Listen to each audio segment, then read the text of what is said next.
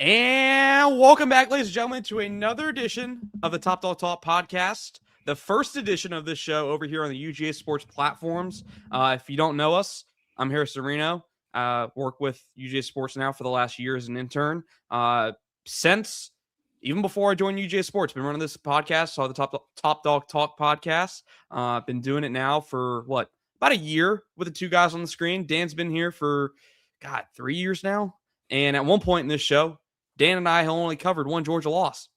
It was crazy.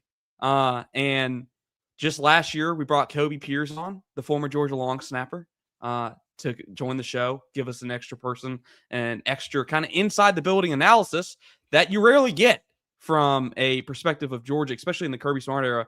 There's not many people that have so recently played and now in the media. So we were blessed to have him on, kind of to grow a relationship with him.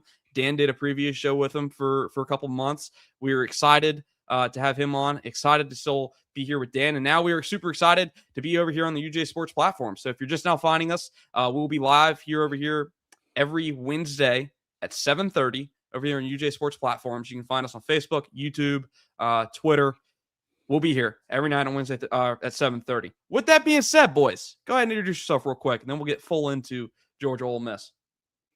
Yep, I'm Dan. I played college football. Then I was a professional umpire for a while.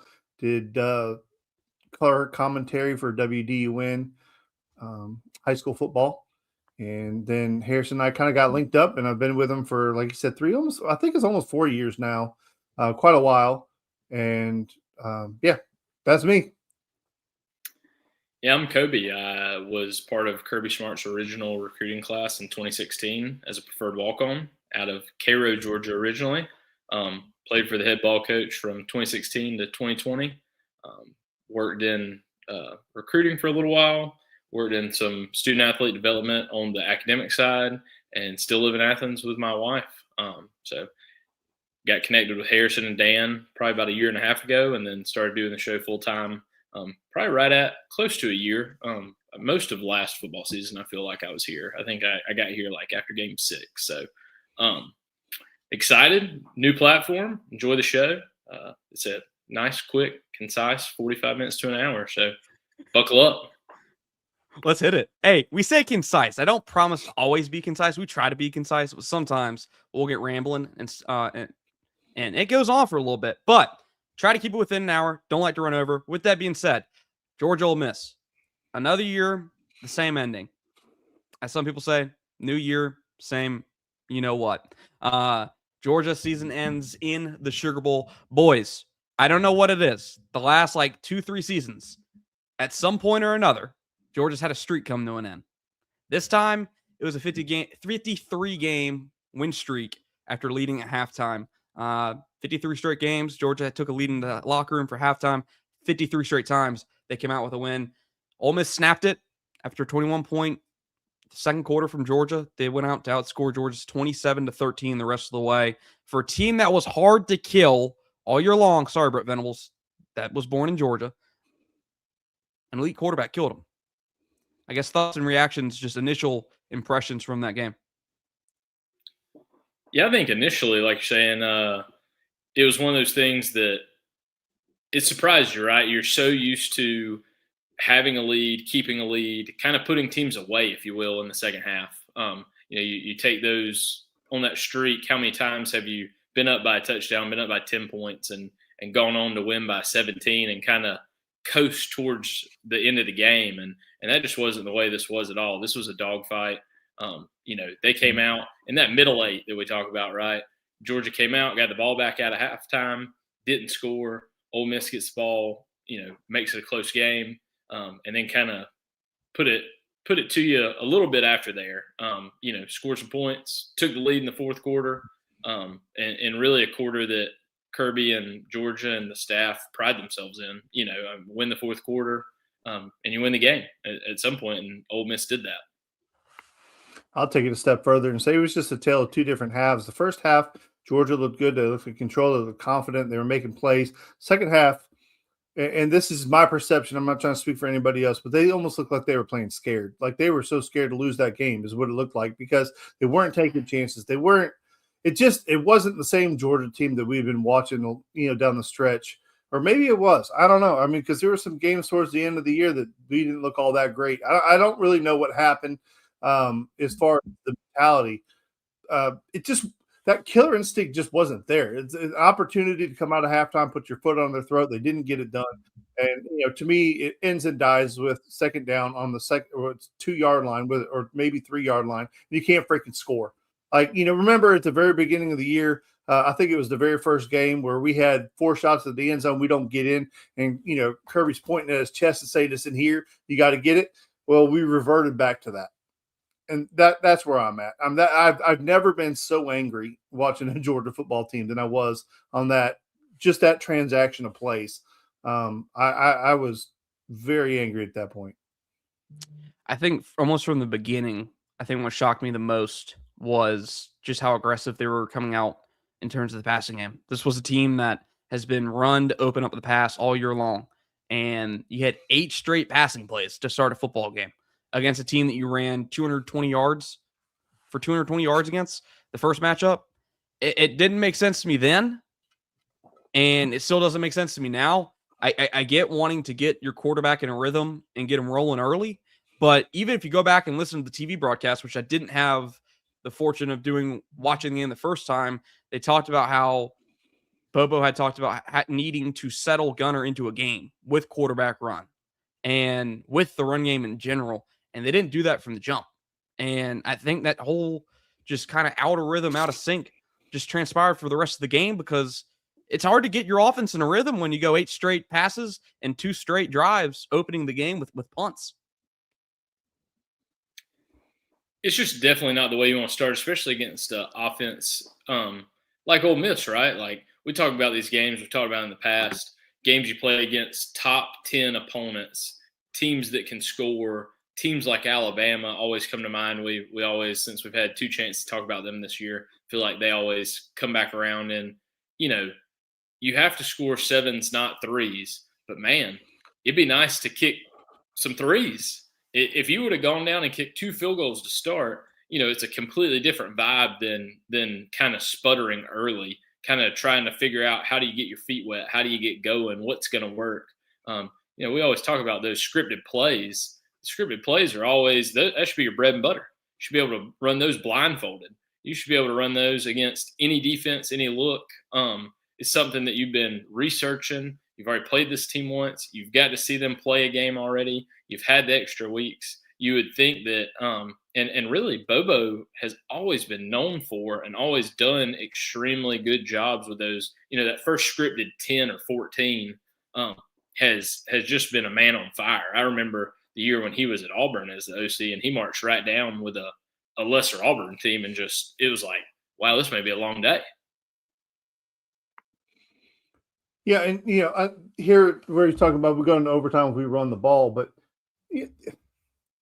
Nate Frazier was absolutely. I understand he got hurt at the end of the game. I get that part of it, but before that, he was gashing people. I mean, he was a man on fire. Like he was running with that fire, passion, energy that they've been talking about all year long. The offensive line was getting after it in the run game, and then I understand that you can't run him on every single play, but then you bring in a guy whose bread and butter is to run between the tackles, and you're trying to run outside with him. Like that's not what he's made to do. I don't understand, and I know Bobo will do hey, we're trying to set up stuff. I have not one freaking time had anything bad to say about Bobo all year long. And I'm not saying this is his fault because he drew up plays where there were guys wide open and we didn't execute. So that's not his damn fault. I promise you that. That ain't his fault. But some of it was, I don't know. I'm still angry. I really am. That is a game that we should have won. It's a game that we could have won. And I think I'm more angry that we don't have a chance to beat the hell out of Miami than I am that we lost to Ole Miss. And I think that's really what it comes down to is we're cheated. We're cheated out of that opportunity. If I had to say that I'm mad about anything in the way things have transpired, it would definitely be the fact that, you are 12-1, you avenge your only loss on the season, you win the SEC championship 28-7, and instead of being rewarded as the number 2 seed in the country, which you should have been, you are punished and you play a game where you're the 3 seed and you stay the 3 seed, in which case then the way it works out, you having to play a rematch with Ole Miss. If you're the 2, you'd have had Miami last week. Never know if you're going to win or lose that game either, but at some point you would have missed the rematch in the opening round. I think that's probably what makes me more upset than anything is the College Football Playoff Committee basically punished you for winning the SEC championship. You'd have been better off losing. You'd have been better off as the 5 seed, having a home game, than playing the SEC championship and winning. Not saying that I don't want to play, not saying I don't want to win, but just looking at it, from an opinion base, you would have been better off being 5 than you were at 3. In our case. I don't know how often you can say it, but I don't know how many other teams are in Georgia's situation where they beat every single team on their schedule at least once. They beat every team they played, and they're not going to be playing for a national championship. Now, granted, obviously, that's not telling the whole context because you lost to Alabama. You avenged it in the rematch. You beat Ole Miss the first time. They beat you in the rematch. I don't know how often it's happened in college football history. I'd imagine not much. But it is, like Koby said, like Dan said, it's a frustrating opportunity. It's a frustrating situation. But I think the one thing I've been shocked to see the reaction over the last few days in terms of how it went from the fan base as a whole was high, was heads high, really excited about this team, really high on Gunnar Stockton. Mike Bobo, you're going to always have, as Nick has said in the comments, you're always going to have people that want him to go. That's never going to change, probably even if he wins a championship. But relatively high to now, guys, I see a lot of people question kind of a lot of the young pieces on this team, whether or not this team can be that good next year and live up to the expectations. And I think my biggest takeaway from this was, I think, twofold. Trinidad Chambliss was by far the best player in that football game. By far. The best quarterback on the field, best player on the field. And we've always talked about it. When a team has an elite quarterback, that's given Georgia the most troubles, especially ones that has some mobility. And the play where he ran backwards all the way out left and then all the way back right and flipped it to Trinidad or to Keewan Lacey was 2019 Joe Burrow versus, in the SEC championship where he flipped it downfield to Justin Jefferson. Like it's those little plays that turn into big ones down the stretch that kind of showed the momentum. But on the second point, Gunnar Stockton wasn't the same quarterback that he had been in that 4-game stretch between October and November. He got better as the game went on, and his best 2 drives were those last 2 drives. But that what ended up kind of being the difference in this game was it maybe took him a little bit longer to get into that rhythm compared to past wins, come from behind wins, where, you look at the Ole Miss game, that guy was dialed the entire game versus Ole Miss the first time. Yeah, I'll just touch briefly on a quick point, and then we'll get to that. I think you're talking about Trinidad wonderfully. I think, in my opinion, if Trinidad starts first 4 games of the season for Ole Miss, you're talking about Trinidad Chambliss, Heisman Trophy winner, not Fernando Mendoza, Heisman Trophy winner, in my opinion. I think that, he's 11-1 as the starter with the loss being at Georgia the way it was. And I think you're talking about him that, between the amount of passing yards, passing touchdowns, rushing yards, rushing touchdowns, I think his season as a whole right now, he is the best player in college football, in my opinion. And he had that type of day against Georgia. And it seems like those are the types of days, like you're saying, that have always plagued you. And at some point, when you look back at those guys that have plagued you that way, they're playing on Sundays. They're not only some of them playing on Sundays, but some of them are some of the best quarterbacks that college football's ever seen.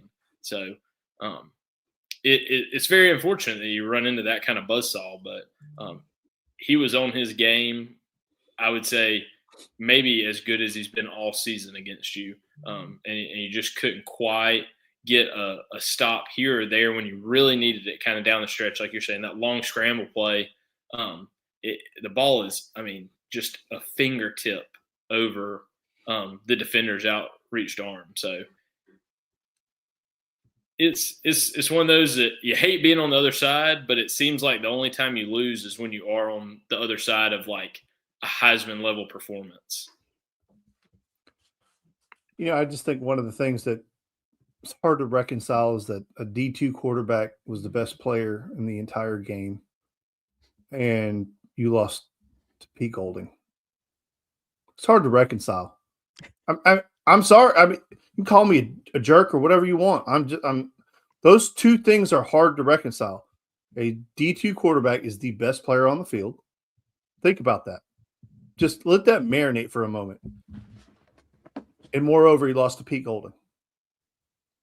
Pete Golding coached a better defensive game than you did. That's not supposed to happen. Okay, I'm done. We can talk about something else now. I thought this was fantastic from Brent because we talk about how in the past the quarterbacks for Georgia, you look at it, some of the all-time performances was Kirby Smart defense. I think this illustrates it well. CJ Stroud's the only one in 2022 to have a higher graded performance for Georgia per PFF. You see that list: Kyle Trask, Jalen Milroe, Bryce Young, CJ Stroud, Trinidad Chambliss. All five of those guys beat Georgia in those individual games. Obviously, Georgia got the rematch versus Bryce Young in that same year and played him a lot better. But I mean, it's just an incredible performance from him. But not only just him, although it was, I want to give him credit because you go look at the game. Second most passing yards Georgia's had get allowed all year. 30 for 46 for 362 yards and 2 touchdowns. That's incredible. Only Joey Aguilar had more this year. Had 12 straight completions starting in the first drive of the second half for Ole Miss, which included up until they took the 10-point lead in the fourth quarter.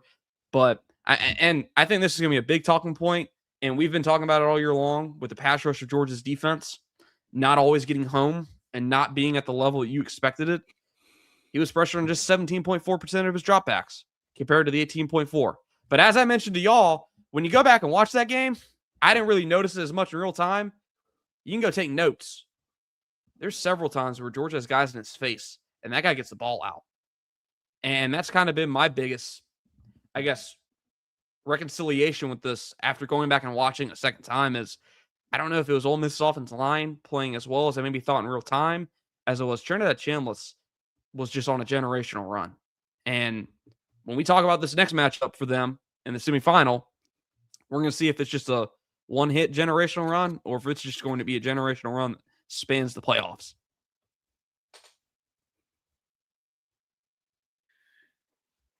Like you're saying, he played the kind of game you have to play to win in a big situation that way. And I think that's the end of the line. When the moment was big, the moment wasn't too big. When the throw had to be made, it wasn't thrown short. It wasn't thrown off target. It was on time. It was accurate. Even when defenders were in his face, when he was running for his life, he still took the time to gather himself to make a good, accurate throw.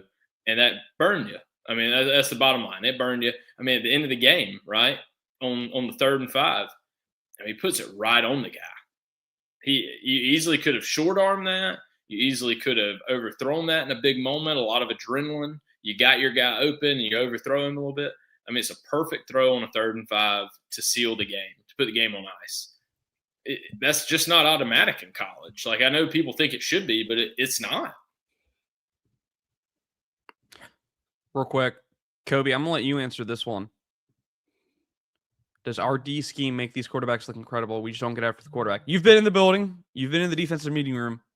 You were on the team for at least, 2 of those performances. What do you think?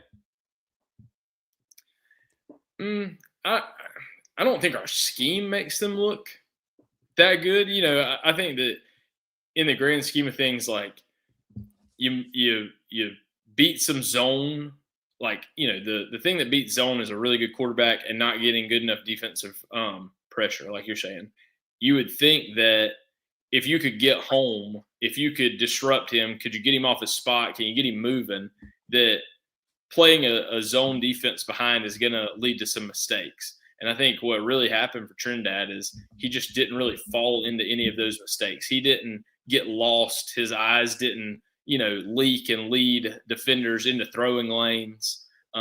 He didn't have a lot of balls batted down, and really a lot of their, big time plays took a long time to develop. So really, I don't think it's the scheme. It's just not necessarily getting home when you had the opportunity. You're that half a step, you're that half a second late on maybe a big defensive play, a big negative play, and you just don't quite get there. And the problem is those look even worse when they burn you the other way, right? Like you're a half a step away from a sack, and instead it's a 43-yard pass down the field, first down Ole Miss, and they're rolling. That's the hard part is it's more glaring when you don't get there. 100%. It doesn't matter how talented you are as a defense. It doesn't matter how talented you are as a corner, safety, anybody in coverage. Nobody can cover for 6 or 7 seconds. You just can't. There's no way to do it. And I'm maybe one guy can cover one guy on one play, but you have 4 or 5 receivers out in the pattern. You're not going to cover all of them for 6 or 7 seconds. It's just not possible. So I think it's more of the lack of pressure. I understand the question. I think it's a valid question. Scheme is scheme, and sometimes schemes could be exposed. But this Georgia defense has been, for the most part, playing pretty much the same scheme now for almost 10 years. I don't think they're being out schemed. I just think the lack of pressure, not getting the guy on the ground, and allowing him to run around for 6 or 7 seconds is opening things up. And then the other part of that too is the wide receivers start playing playground football, and they're just trying to find an open spot on the field. And then that's where you have to kind of tip your cap to Trinidad, where not only was he running for his life and evading pressure and getting out of tackles and all those other things, he kept his head up and his eyes up, and he was able to find guys in holes and make the plays. I'm madder than a hornet about the game, but at the same time, I can tell you, the kid played his ass off. Now, he didn't do it the entire game. He wasn't great the entire game. He wasn't great on every play, but he was when he had to be, and we weren't when we needed to be. So, at the end of the day, tip your cap to the guy, but it should have never happened. I mean, that's just the facts of the matter. It shouldn't have happened. They're not a better team. The talent composite is far in Georgia's favor. The coaching is supposed to be in Georgia's favor. Everything is supposed to be in Georgia's favor. And that was just Trinidad playing at such a high level. That team was extremely fired up to play, and we did not match that level of intensity for 48 minutes. The end. I like this comment right here. I think the perfect, and kind of going off of Dan's point, because I do want to touch on that real quick. Been saying it all year, interior pressure is harder on the quarterback than edge pressure. The short distance to quarterback is up the middle. I think the biggest proof of that is you go back to that 22 team after Nolan Smith went down. Georgia didn't really have an edge guy that was dominant. They had Jalen Carter on the inside, and that was it. You had Robert Beal, who led the team in sacks, but wasn't consistent pressure on the quarterback. But when you have Jalen Carter putting a guy in quarterback's lap, certainly makes a lot of difference. And let me tell you the difference statistically, and this game's a perfect example when I'm looking. The perfect example of that is sacks isn't what, that's not the stat that's going to jump out at you. That's like, oh my goodness, we're giving up a ton of sacks. Oh, we're not getting home. That's the thing that everybody wants to talk about. Like, we don't put up a lot of sacks. We don't get home. Well, what I'm really worried about is TFLs. Who wins their one-on-one immediately? Ole Miss had 9 tackles for loss against us, and we had 3. 3 times all game did we tackle an Ole Miss defender behind the line of scrimmage. 3 times. Call it a great game plan. It's kind of part of how Ole Miss runs their offense. You know what I mean? It's very much a quick throw, get the ball out, try to catch you in a bad position.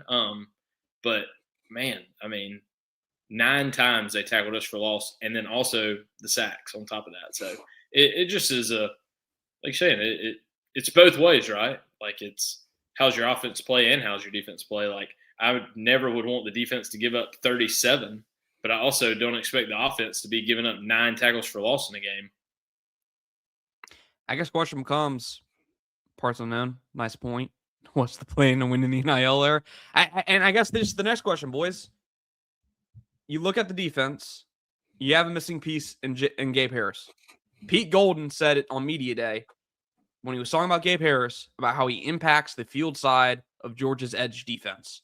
He's such a strong edge to the field side, and it's hard to run on him. A couple first run plays for Ole Miss were to that field side. They found some, I won't say explosives. They found some productive runs. You kind of saw that as the game went on. On the offense, you obviously down Drew Bobo. Midway through the game, you lose Ja'Cory Thomas.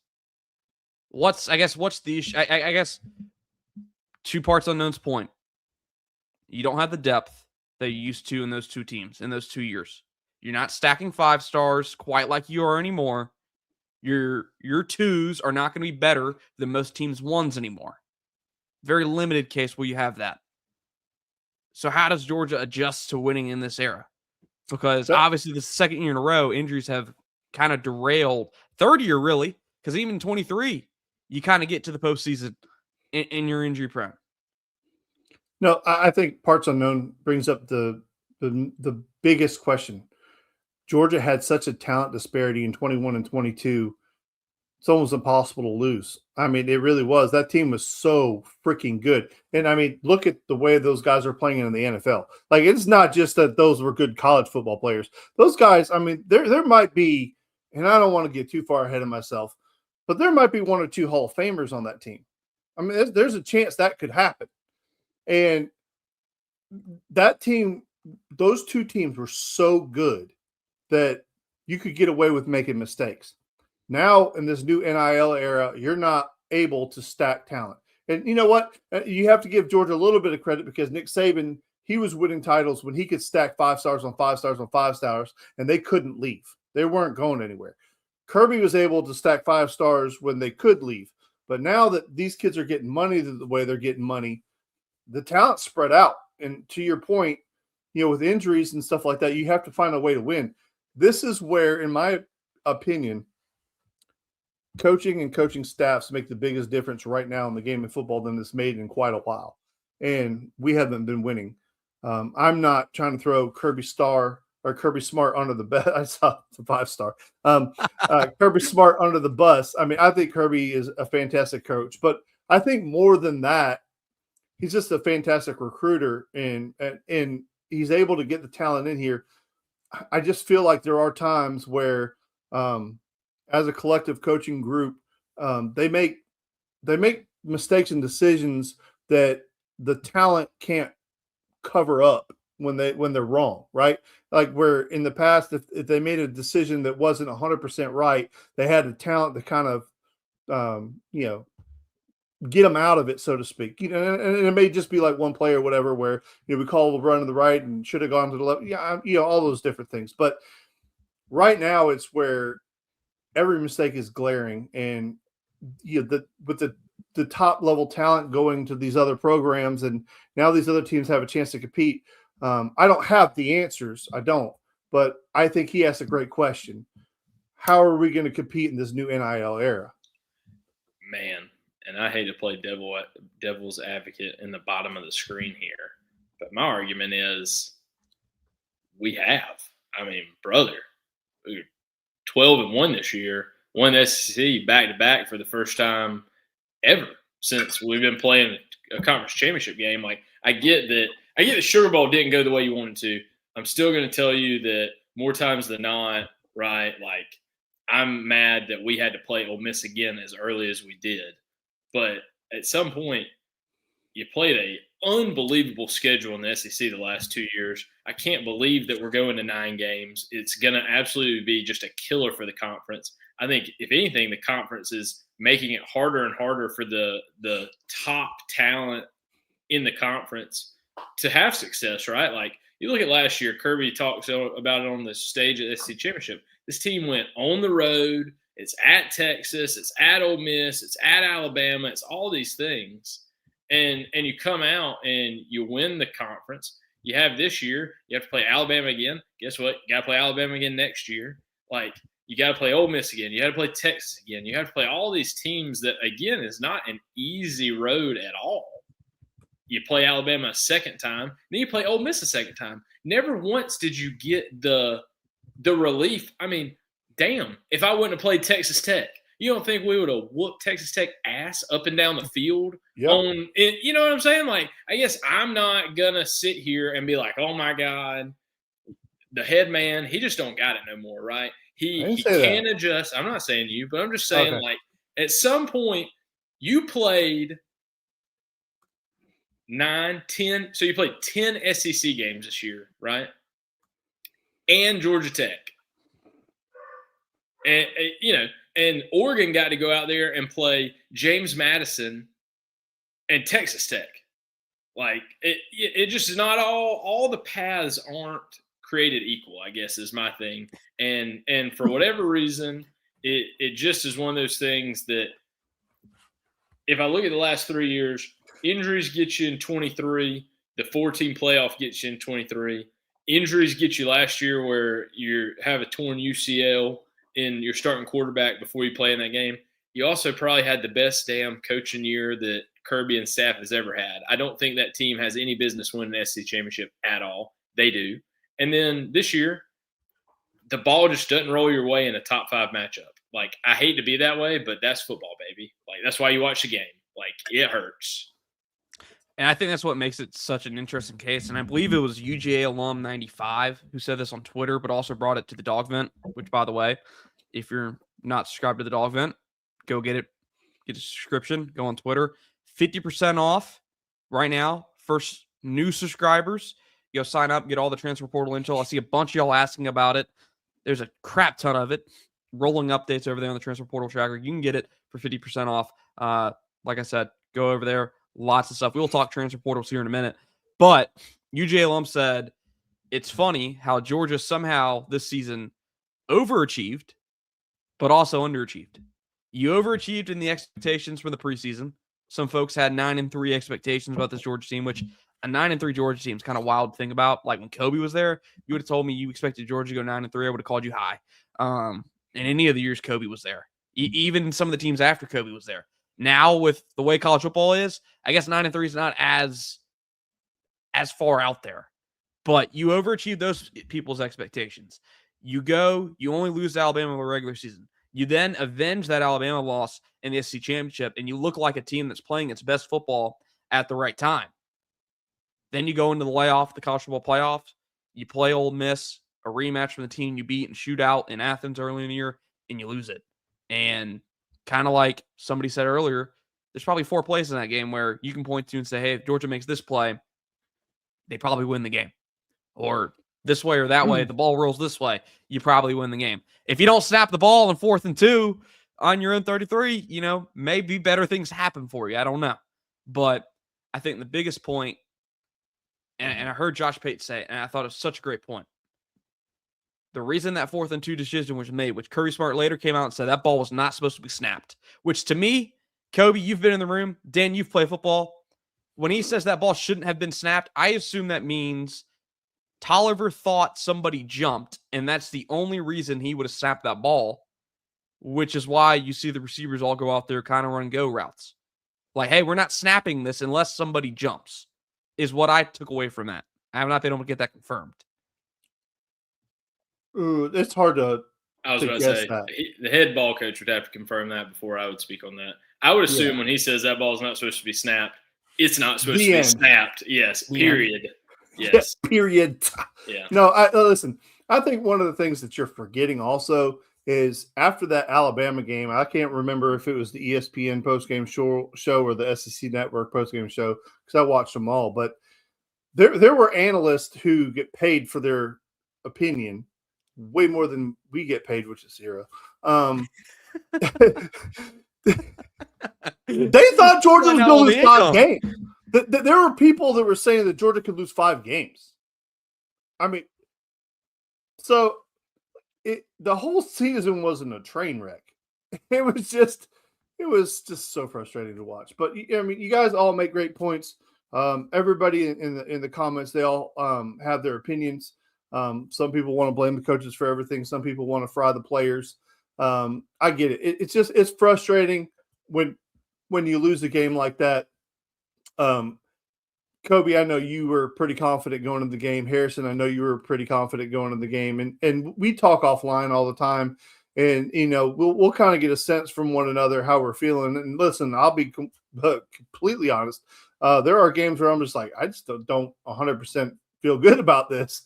That wasn't this week or, that week, whatever the case may be. I felt like Georgia had a real good opportunity. I really felt Georgia had a really good opportunity to make it towards the end.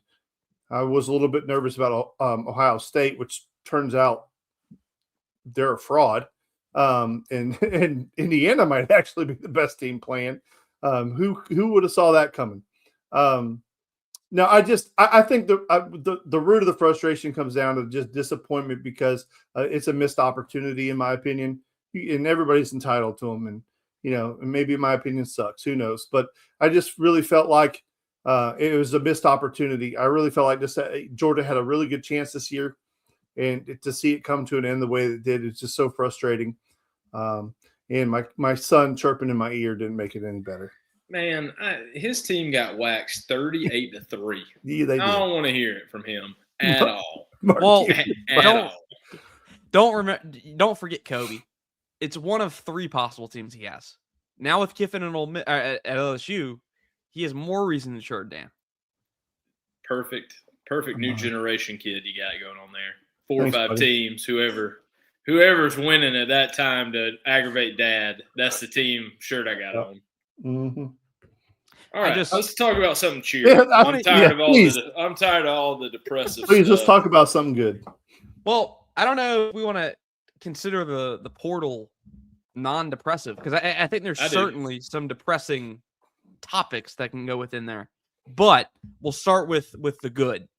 Khalil Barnes, first portal commit of the offseason for Georgia. Safety from Clemson. Guys, we talk about needing a playmaker all year long next to KJ Bolden. It's nice to see Georgia go out and get somebody that's from a power conference, that's played, I believe, 2 years of college football now, going into his 3rd. He started at Clemson as a true freshman. He played nickel at the time, which is also pretty big in terms of having that versatility. That was one thing in that room this year that you really were kind of left without options in terms of versatility just because you had so many new guys in the room. Nice to go ahead and get him.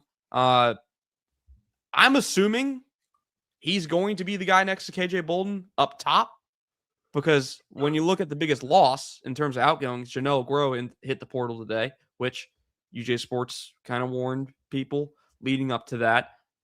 Rayshawn Dinkins looks like he's going to be the starting star, which I know he got picked on a little bit in the Ole Miss game, but that performance versus Alabama in the SEC championship as a first real game play and real snaps was incredible. And I'm willing to bet on the high upside at that position. And he made several plays even on Thursday where talk about striking a blocker. He's striking the blocker into the dang ball carrier. I think at least 3 times on Thursday. I guess how we feel about secondary in terms of Barnes' addition, but also the loss of Aguero, who is a 2-year starter. Well, we lost Aguero because we got Barnes.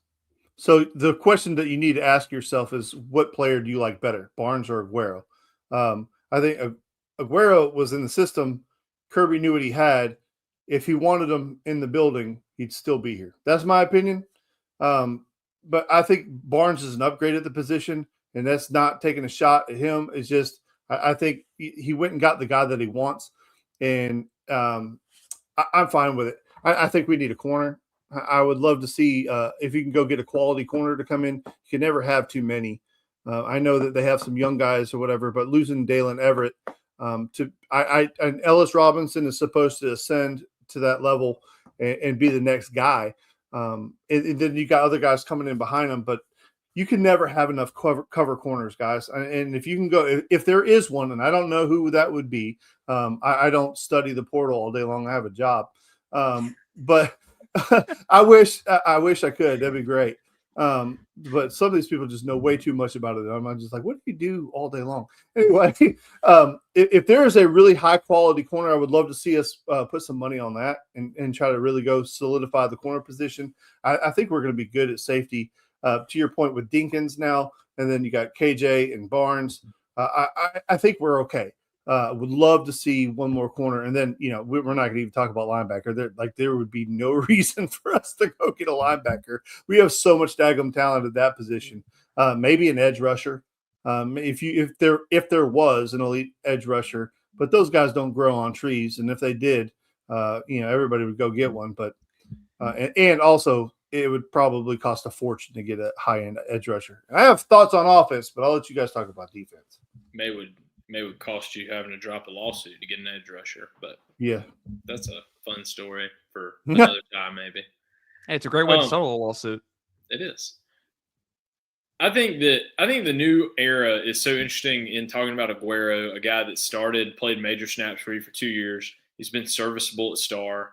He's been a good player. The question has been has he been a great player? And I think that's the hard thing, right? When you had Javon Bullard and he was such a good star, and you had everything they asked the star to do in our defense. If you're not able to do it at a high level and at maybe even a great level, that gets to the point where I may need to see somebody else. And I feel like that's where Dinkins has come, right? He's kind of stepped in that he is willing to come down and throw his face into a blocker, make a tackle. His coverage skills maybe needing a little bit of refinement. He's young.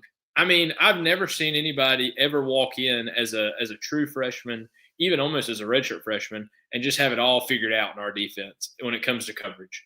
It's just not easy, right? It's not. It's the way the coverages go. It's the way the athletes go.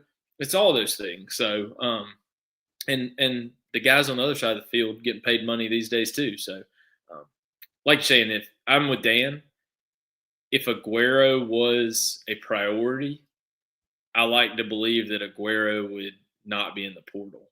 And not that that's a knock on him, not that that's Kirby thinking he's not a good ball player, not that thinking that he won't possibly play in the NFL one day.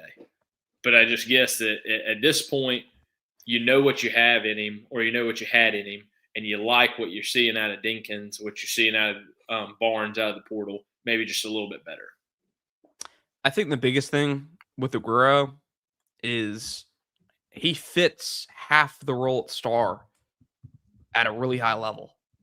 He in the run game versus the run, he's almost like having a second linebacker or another linebacker out there, because he comes downhill, he strikes blockers, he gets off blocks, and he pursues the football. He gets guys on the ground. That's hard to do sometimes, as a corner, as a safety.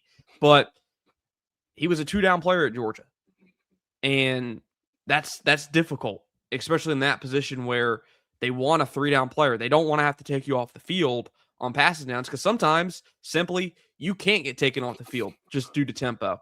And to Kobe and Dan's point, I think that signals as much confidence in Dinkins as it does probably both sides. Aguero and Georgia decided, hey, if you want to go get X number of snaps, you might not be able to do that here. You can go elsewhere. And I assume he's going to end up at another SEC or Big Ten program. He's going to end up somewhere good, and he's going to play good football because he played good football at Georgia. And I can't wait, for him to see what he does down the road. Parts unknown. First super chat of the night. It says 5,000 players in the portal, simply ridiculous. Yeah, I tell you what, I was talking to somebody today about screen time, and this, I think for everybody that covers the portal, screen time is going to be through the roof just for the next 2 weeks. I can't imagine what Pete Nakos and Steve Wiltfong's screen time is for the next 2 weeks, because I think almost 90% of those players are probably texting them or letting them know, hey, I'm hitting the portal. It has to be wild. And if we're talking about Nick Saban, College Game Day, all these big talking heads are talking about, we have to fix the schedule. We have to fix the schedule. The schedule in college football is terrible. It starts too late. It runs too late. All these things, right? At the end of the day, the next big thing you have to talk about is the wild west of NIL and the portal and free agency, and guys signing deals, and because they're not signing incentive-based deals that are pay to play, they're not legally binding, so they can just walk their way out of them at the last second. I mean, it's a bloodbath, right? There's it's the Wild West. It really is. It's like, oh, I Look just at the want to go Demon in the Wilson. portal. Yeah. That, Look at the quarterback at Gilman. Washington right now. He's the guy that I'm thinking about. Damon Williams. You know, he signed a deal a week ago, and then, you know, LSU or whoever calls and says, hey, we'll double it, triple it. And that gets hard because, you know, I think the hard part for me as a player that, one, would have never earned $1 of NIL money, we'll just start there, right? And then two, someone that loves the University of Georgia. My parents went here. I went here. My brother went here. My wife went here. You know, I love this school, love this town. But when I think of it as an adult with a job, if someone walked in to my work and said, I will pay you 4 times the amount of money that you are making right now if you walk out of here with me, we will be seeing you. You know what I'm saying? Like, we will be seeing you later. I will be leaving with that person. Thank you very much. And that's the thing that people don't realize, right? Is like, you're paying this kid $600,000, and then the phone rings and goes, we have $3.5 million for you if you want to come to Kentucky. Baby, I look good in blue. Listen, I have a very unique perspective on this, going on these college visits and campus visits and sitting in coaches' offices and listening to them talk, and then watching these other players coming in and out the door. Like, we're leaving tomorrow to go to another school. And over 50% of these kids in the portal will not find homes. And, you know, we're listening to these coaches talking. I had a coach that was talking about the transfer portal, and there were 3 kids in the portal that were in the room. He said, you know, a lot of these kids are hitting the portal. Obviously, you have the high-end kids who are hitting the portal for the money, okay? And then you have your other ones who maybe lost their job to somebody else, and they're trying to go find some playing time everywhere else.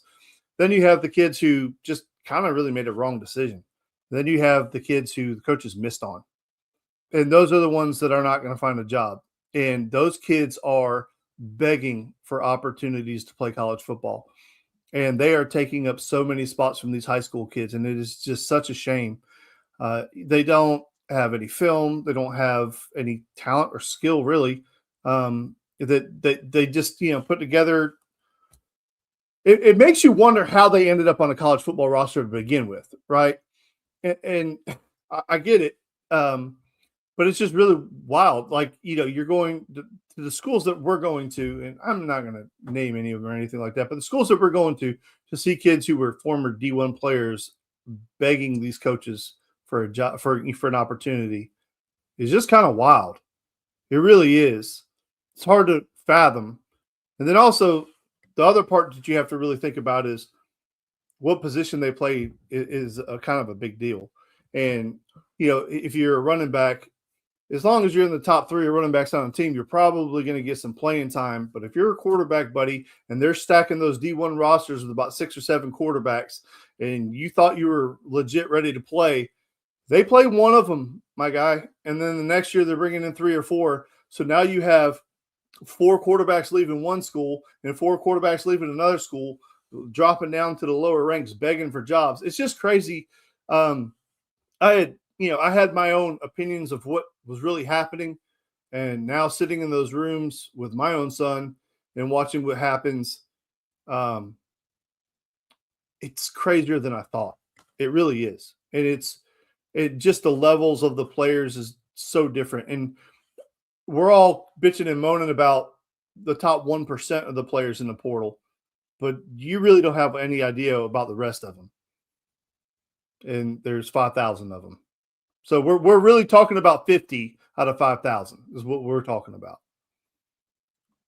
Yeah, and I think probably Georgia specifically is probably only talking about in terms of a full list, they're probably talking to maybe 20 players. Yeah. But they're only going to end up taking 10, 12 max. Like Dan said, you're talking about a very small percentage of those 5,000.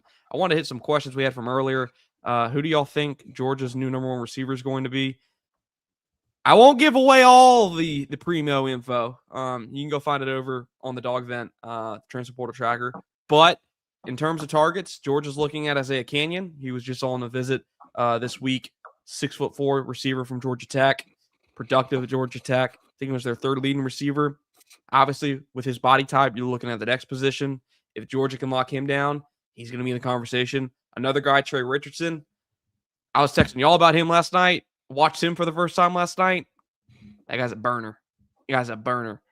I spoke to his agent today. Again, won't give out the primo info. You can go find it over there.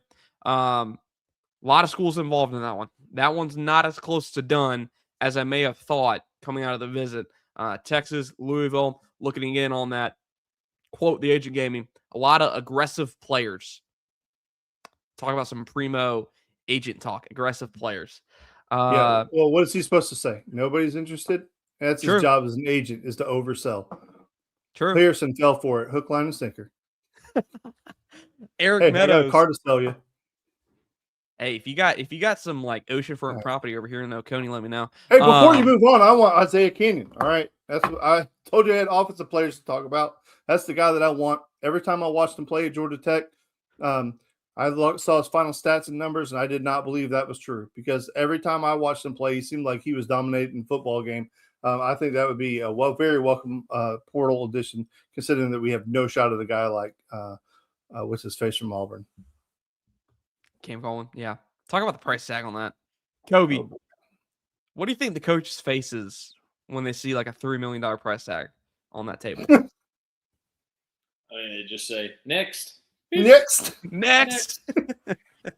Because I mean, like in the grand scheme of things, that's just 3.5 million. I mean, what did Carson get this year? 4? I think something close to that. Yeah.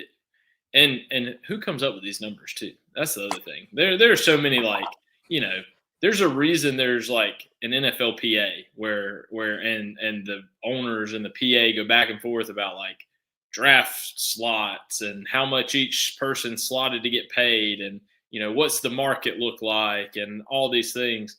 And Wild West, it's like this just in. Texas A&M willing to pay $5 million for Cam Coleman. I mean, who decides that, right? So, it's tough.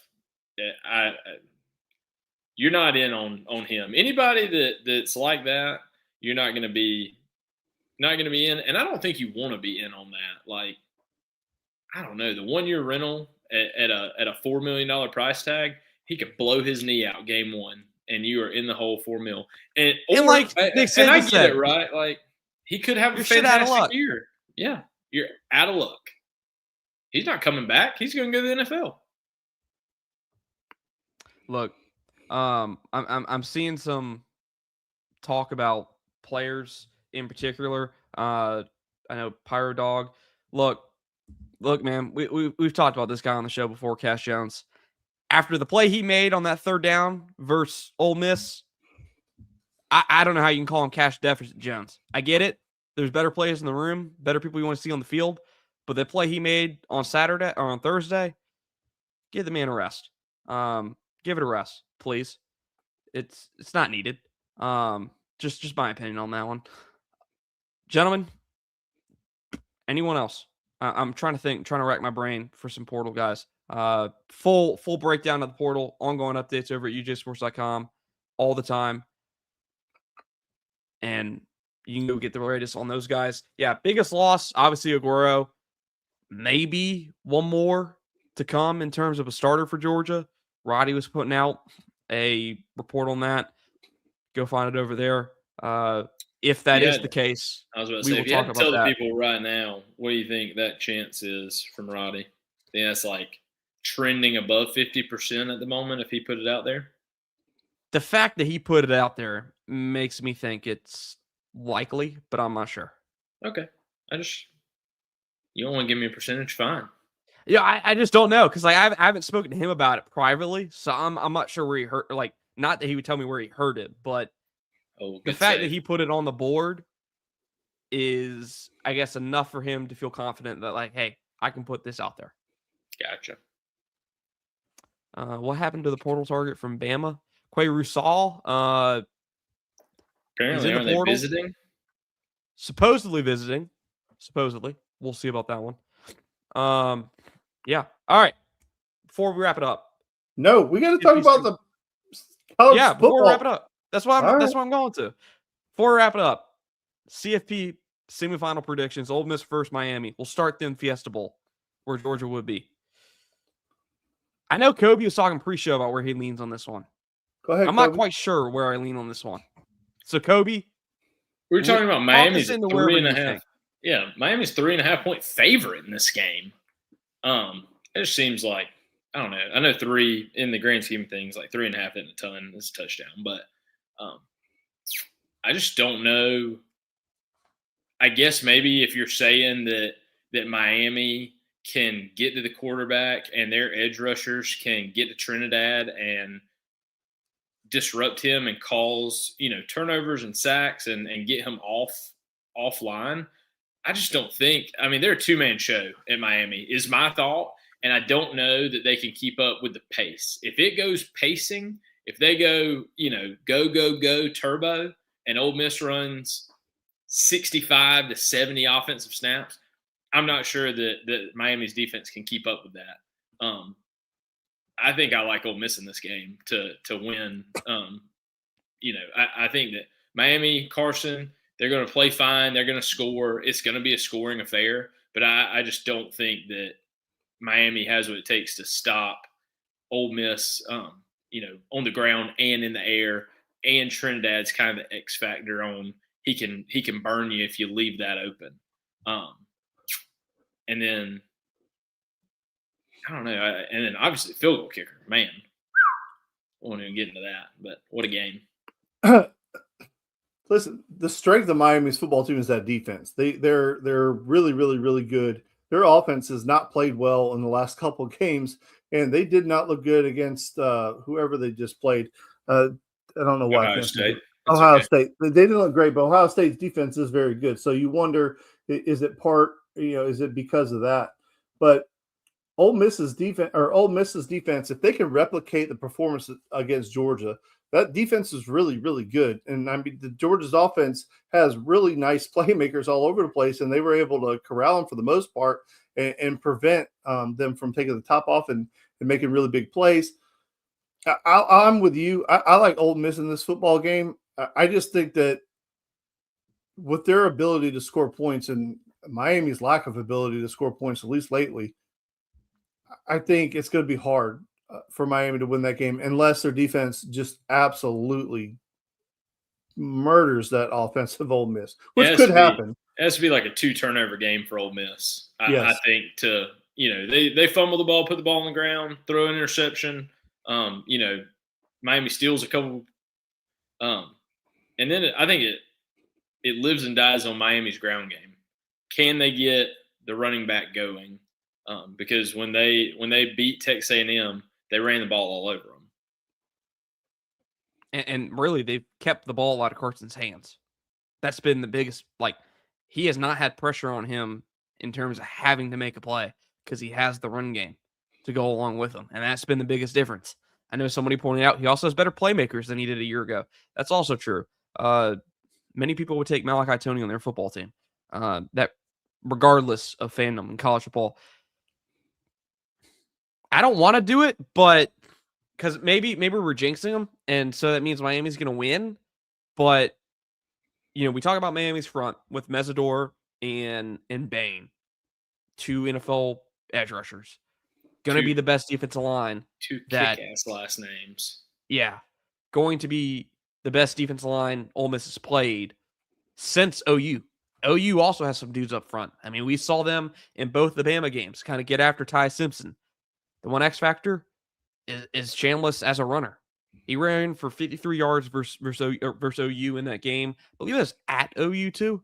He didn't really play his best through the air. Only 1 touchdown, completed about 20 or 50% of his passes, but they still won that game. I think as we saw kind of throughout the game versus Georgia, the question wasn't as much, can Georgia get off its blocks and have a person close?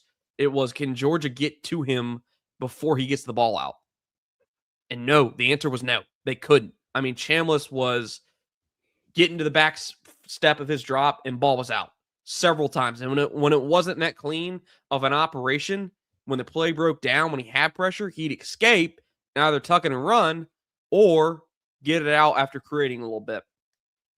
I'm going to ride with Ole Miss here with y'all, but I'm heavily leaning on Trinidad Chambliss continuing that 2019 Joe Burrow-esque performance, because I'm not sure if Keewan Lacey is going to be much of a factor in this game from a run game standpoint. I think they're going to have to really lean on Chambliss to win with his arm, which is scary because you're facing a top pass rush in college football in Bain and Mesidor. So, yeah, I think all three of us, it's kind of scary to all ride on one team, but I'll take Ole Miss as well. Let us know. Primetime Dog says it's Miami versus Indiana this year, or the Ole Miss year ends. Imagine that. Imagine if, Primetime Dog, I know you disagree with that, but imagine for Lane Kiffin if he's sitting at home on January 19th and Ole Miss is playing for a national championship. It's a possibility. All right, last one. Indiana versus Oregon. Gentlemen, I think all three of us, when this game was played the first time, we all rode Oregon. I have no damn clue. Not a damn clue. Because I've been here all season waiting on fraud Indiana to show up, and they haven't. Which makes me feel like me picking Oregon is doing that again, and I'm preparing myself to get hurt. And I hate preparing myself to get hurt. So well, if you look at all the games that were rematches this year, the other team won. So I'm going to go Oregon. It's just that simple for me. Touche. Kobe, where do you lean? You're dead wrong, Dan. All right. This is, in my mind, just like a good laugh. This is a battle of two psychos at head coach, right? Like two guys that just are like a little off their rocker. And like, Dan's over there. I mean, I could see this being like nobody kicks an extra point for the first 4 touchdowns kind of game. Like, it's 16-16 after 4 possessions. But I think Indiana has shown me, and I think they really kind of put the hammer down as a statement against Alabama. But in that game, I'm not sure Indiana could have played worse at times than they did at Oregon, and they still found a way to win by 10 points. I mean, Mendoza threw a pick 6 in that game kind of late in the third quarter. Oregon also, I think JMU is one of those where you played with your food a little bit, and they really dominated Texas Tech. But in a very odd game where Texas Tech turned the ball over 4 or maybe 5 times, I just don't see them causing that big of a turnover differential against Indiana. And I just think that Indiana's defense and defensive line has applied a lot of pressure to people. They're going to make Dante Moore have to win this game against them for Oregon. And not saying he doesn't have the ability to do that, and Oregon's receivers don't have, the outside ability. But I think Indiana's going to get it done. It may be close at the end, but I think it's Indiana, Ole Miss, national championship. Do I take Mendoza? Because, look, I think when you look at the two offenses here, which isn't how football is played, and it's offense versus defense, Indiana's offense has been much better. Oregon's offense was not all that impressive versus Texas Tech. It was really Oregon's defense that won them that game. There were several times where Texas Tech's offense basically robbed its own defense of great stops by not scoring points. Oregon's been the young team this year on offense. They've been young on defense, and I've said it kind of since the beginning of this playoffs. They are that one team that if they start playing its best football down the stretch, they're going to be really hard to beat. And I don't quite know if they're peaking at the right time, as much as they had a really good matchup versus Texas Tech in terms of their defense. Had kind of a bounce back game, had a little bit of an edge to them, and they won that game because their defense played like it did. I'm going to take Mendoza and Signetti, and I'm going to take them to win this game. Now, like Dan said, in these rematches, the other team has won for the most part this year. Does that trend hold? We'll see. So, Kobe has Indiana Ole Miss. I have Indiana, Ole Miss. Dan has Ole Miss, Oregon for your national championship. We are not gambling experts. This is not financial advice. Pick with us at your own risk is basically what I'm telling you. I think we have our first troll tonight. UGA are the biggest frauds in college football since 1980. I don't know. I'm going to assume this guy's a Miami fan. Yeah. Going to assume. But, which, to be fair, would be kind of ironic that a Miami fan's telling Georgia fans they're frauds since 1980. But, just for my opinion. Anyways, next Wednesday, 7:30, over here on the Top Dawg Talk podcast on the UGASports platforms. We appreciate y'all for being here tonight. Incredible audience tonight in terms of comments. Y'all were with us the entire way. Parts Unknown, MVP of the day with the super chat. Really, really do appreciate y'all for tuning in with us. Hope to see y'all back again next week. I'm Harrison Reno. That's Dan Kiley. That's Koby Pyrz. See you next Wednesday.